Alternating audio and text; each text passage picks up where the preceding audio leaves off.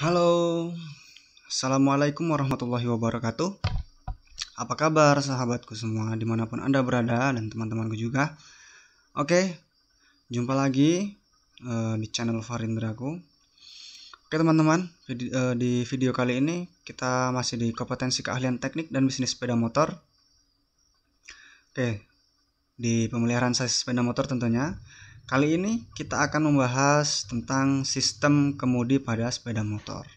Oke teman-teman, sebelum kita simak jangan lupa like dan subscribe karena semua itu gratis.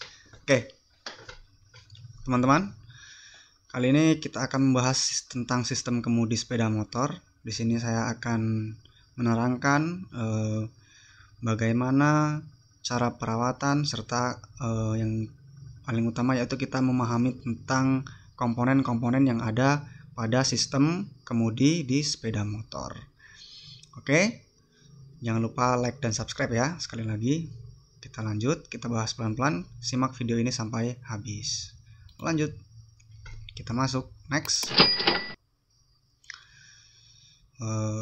Yang pertama akan kita bahas tentang sistem kemudi. Apa itu sistem kemudi? Sistem kemudi itu ya adalah sekumpulan komponen penghubung dan lain-lain. Yang jelas apa sih kemudi itu kan? Yang membolehkan kendaraan apapun jenisnya kendaraan, mobil, motor, sepeda ya, untuk mengikuti arah yang diinginkan. Nah, yang jelas si pengemudi yang menjalankan. Jadi sesuai dengan pengemudi. Jadi tujuan utama sistem kemudi adalah untuk membolehkan pengemudi untuk memandu kendaraan tersebut. Seperti itu. Dan kalau nggak ada kemudinya bingung juga motor ya, kendaraan nggak bisa kita arahkan mau kemana ya. Jadi itu adalah sistem kemudi. Selanjutnya itu ada susunan komponen sistem kemudi. Kita lihat susunan komponen sistem kemudinya seperti ini. Ada top contrastnya ya. Setelah itu ada steel ball, ada button contrast, ada steering stem bagian ini ya, sesuai dengan petunjuknya. Ada top bridge-nya, ada steering handle atau stang. Oke, sudah kita simak untuk susunan komponen sistem kemudi. Kita lanjut. Di sini kita akan membahas yang pertama, kemungkinan gangguan dan penyebab pada stang kemudi sepeda motor tentunya. Nah, yang pertama itu ada kemudi terasa berat atau kemudi terasa terlalu ringan atau kemudi cenderung membelok ke suatu arah. Ini pasti teman-teman semua pasti mengalami ini di kendaraannya masing-masing. Jadi ini penyebabnya, kemungkinan poros kemudi ya, steering stemnya diikat terlalu kencang. Nah ya, jadi ketika mengikat itu terlalu kencang, dia mengakibatkan bola baja atau bearingnya itu ya, itu tertahan pergerakannya. Jadi karena pengencangan poros kemudi yang terlalu kencang, jadi itu emang ada selahnya sedikit ya. Itu kemudi terasa berat atau terasa terlalu ringan atau cenderung membelok ke satu arah. Jadi itu dari pengencangan dari poros kemudinya. Oke, selanjutnya itu ada bola baja pecah atau kekurangan grease ya, jadi mengakibatkan poros kemudi tidak dapat berputar dengan lancar, dan gerakannya apabila satu atau lebih dari satu peluru atau kones tergores ya, aus dan pecah gitu. Jadi ketika bola baja pecah. Selanjutnya ada poros kemudi bengkok. Nah, hal ini dapat terjadi apabila pernah mengalami suatu benturan yang keras akibat tabrakan. Itu pasti bengkok. Kalau untuk yang lain, kalau jatuh-jatuh biasa kayaknya enggak sih ya. Kalau sampai tabrakan itu, jadi poros kemudi itu kemungkinan bisa bengkok. Kalau sudah bengkok itu otomatis kemudi juga terasa berat ya. Kalau udah bengkok, enggak steering lagi. Selanjutnya itu ada tekanan angin ban yang rendah. Apabila tekanan angin ban depan ya, tentunya depan terlalu rendah, maka bidang kontak antara ban dengan permukaan jalan akan bertambah besar sehingga kemudi menjadi berat. Tuh, jadi salah satu penyebab kemudi berat itu ban dari tekanan angin ban juga bisa jadi. Tentunya tekanan angin ban depan ya. Kalau tekanan angin ban belakang enggak, karena roda depan itu adalah salah satu dari sistem kemudi juga. Seperti itu. Oke, lanjut. Masih di kemungkinan gangguan ya dan penyebabnya.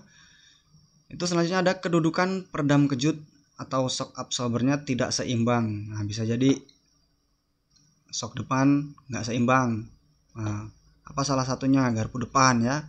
Bisa garpu atau shocknya itu pendek sebelah, atau dudukannya itu juga bengkok, bisa jadi. Jadi maka pergerakan kemudi akan cenderung menarik ke arah garpu yang pendek tadi ya. Jadi kondisi ini adalah akibat pegas peredam kejut tidak sama panjang bebasnya, atau kapasitas oli atau kapasitas fluida dari shock tersebut berkurang sebelah, bisa jadi ya, karena kebocoran dari seal shocknya tersebut. Itu bisa jadi membuat shock pendek sebelah dan sistem kemudi tidak seimbang. Selanjutnya itu ada garpu depan atau belakang bengkok. Ini bisa jadi juga nih, garpu depan dan atau belakang ini ya. Dan hal ini tidak mungkin terjadi kecuali motor pernah mengalami tabrakan atau benturan ya yang sangat keras, atau pernah jatuh. Jadi selain depan ya, selain garpu depan, garpu belakang juga salah satu penyebab terjadinya berat di sistem kemudi. Itu selanjutnya ada poros roda depan bengkok. Poros roda, kita perlu ketahui poros roda ini as roda. Apabila poros roda depan bengkok, maka roda menjadi miring dan kemudi akan cenderung bergerak ke arah bagian yang dituju roda yang miring itu. Jadi poros roda salah satu penyebabnya juga bisa kemungkinan ya. Karena kalau poros roda ini bisa bengkok, kemungkinan dari bantalan rodanya atau bearing rodanya itu yang goyang. Jadi teman-teman telat ganti atau nggak kerasa atau kurang perawatan, bisa jadi dipaksa akhirnya porosnya yang bengkok, atau dari benturan juga bisa jadi seperti itu ya. Selanjutnya, setelah kita mengetahui penyebab dan gangguan-gangguan pada sistem kemudi, kita akan bahas tentang pemeriksaan dari sistem kemudi. Yang pertama, kita membuka poros kemudi seperti ini ya. Kita lihat di sini, kita buka dulu poros kemudinya. Ini buka dulu bagian atas ya. Selanjutnya itu pemeriksaan kons atas dan kons bawah.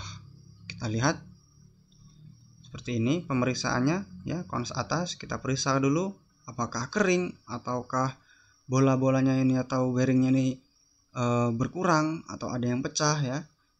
Kita periksa dulu. Oke, next.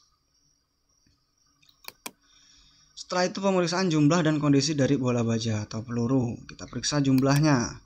Nah, di sini ada spesifikasi ya. Saya di sini ambil spesifikasi dari tipe motor Honda ya.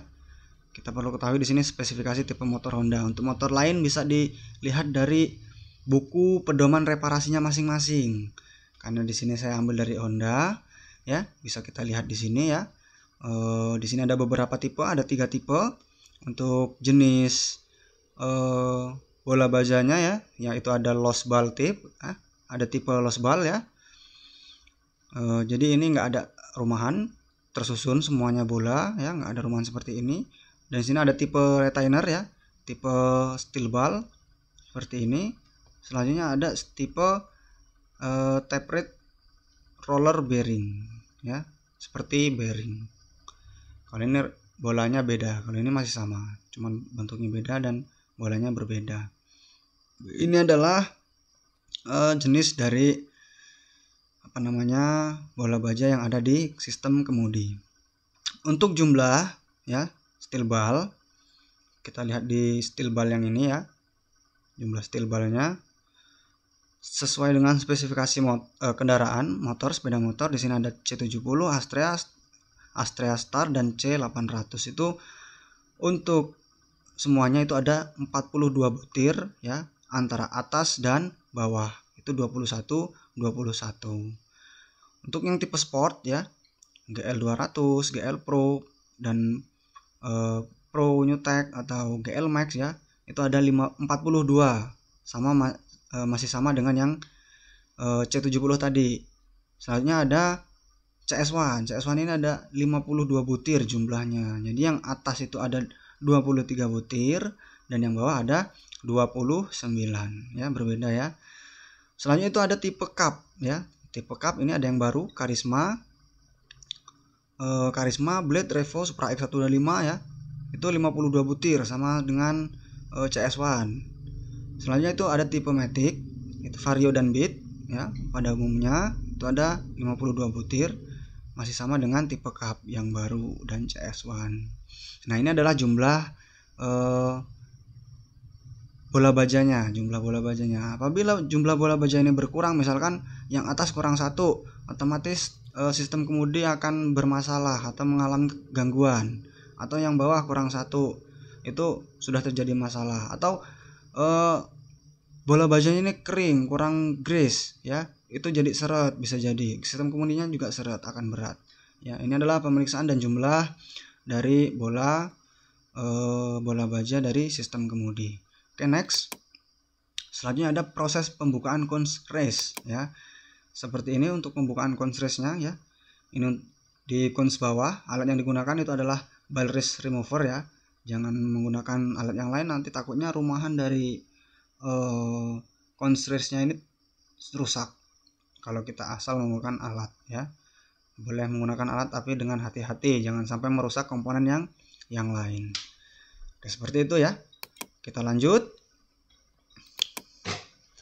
Setelah pembukaan consrace ya, sekarang kita akan proses pemasangan consrace-nya. Seperti ini ya. Pastikan consrace tepat pada dudukan secara rata. Pastiin dulu rata consrace-nya sama dudukannya ya. Ini untuk cons atas. Sama juga yang cons bawah juga, pastikan dudukannya rata. Jangan sampai kurang beberapa mili pun nggak boleh, itu harus mentok rata ya. Ini dipastikan menggunakan alat tadi ya, menggunakan EST. Selanjutnya, setelah pemasangan consrace, kita pemasangan poros kemudi ya. Untuk langkah-langkah pemasangan poros kemudi yaitu lumasi consrace dengan gemuk atau grease ya. Setelah itu kita pasang bola bajanya, kita pasang. Setelah itu kita pasang dan kencangkan poros kemudi ya. Gerakkan poros kemudi, pastikan poros bergerak dengan lancar ya. Untuk torsi pengencangan poros ya, torsi di sini itu 1,5 kg meter ya. Lalu longgarkan 1/8 putaran. Setelah dikencangkan dengan torsi ini ya, lalu dilonggarkan 1/8 putaran. Itu untuk standar operasionalnya. Jadi sistem kemudinya akan berjalan dengan lancar seperti itu. Oke, ini ya untuk pengencangan dari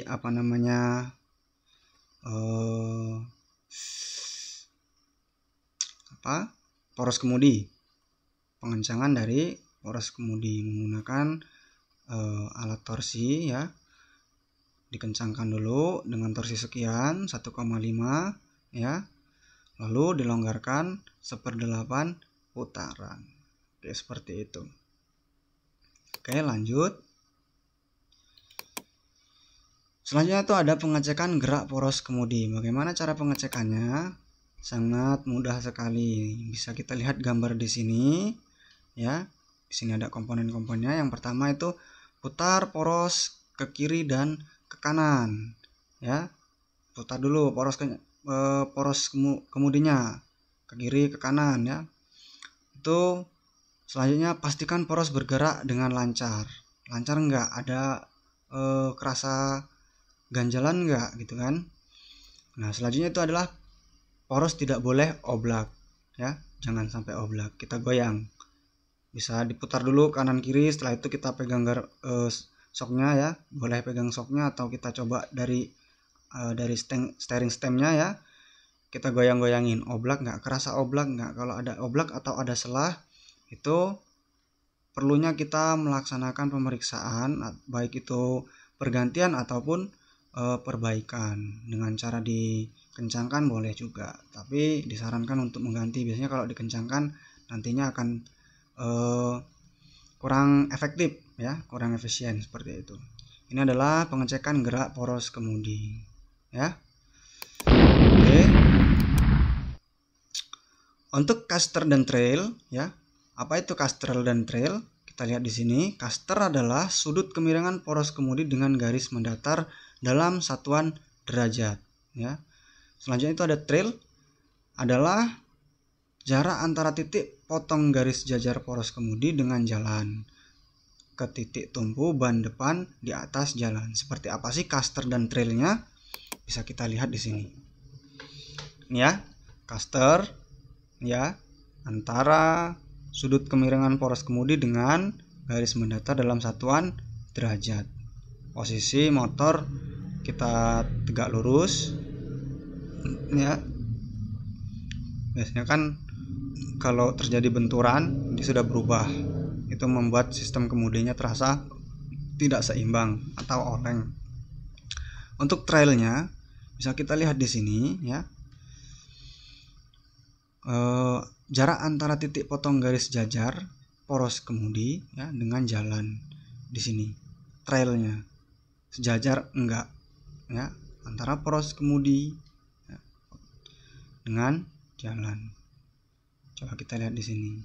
Jika caster besar, maka pengendalian kendaraan akan terasa lincah pada jalan berbelok, dan jika jalan lurus pada kecepatan tinggi kurang nyaman. Jadi kalau dia ini terlalu besar ya, atau jaraknya terlalu besar, maka kalau di kecepatan yang tinggi dia akan oleng, kurang nyaman. Tapi jika caster kecil ya, jaraknya kecil, jarak ini, maka akan kebalikannya ya. Dia akan susah berbelok seperti itu. Agak kaku buat berbelok seperti itu ya, kurang lincah. Itu untuk jarak casternya. Jadi jangan asal kita rubah tanpa ada perhitungan ya. Bagaimana perhitungan sudutnya. Saya itu jarak trailnya. Jika jarak trail ini terlalu besar ya, maka pengendalian terasa stabil dan nyaman pada jalan lurus di kecepatan tinggi. Nih, tapi kalau ininya besar itu lebih nyaman ya. Tapi kalau kecil maka akan tidak seimbang, tidak stabil seperti itu. Oke. Hanya itu yang bisa kita bahas di sistem kemudi ya. Semoga bisa bermanfaat. Sekian dan terima kasih. Tidak banyak untuk sistem kemudi ya. Sangat simpel sekali dan bisa dipraktekkan ya.